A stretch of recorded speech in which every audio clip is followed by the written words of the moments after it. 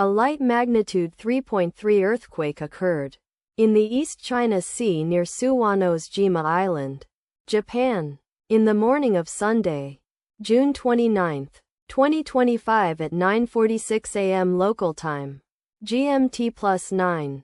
The quake had a very shallow depth of 12.8 kilometers, 8 miles, and was not felt, or at least not reported so.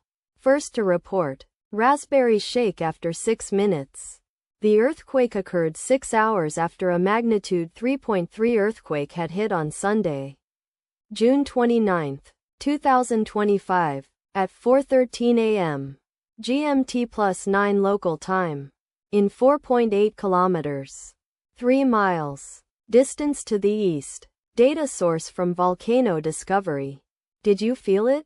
Let us pray. May the earthquake that occurred not affect our brothers and sisters there. May the earthquake not happen again. And may God protect everyone. Amen.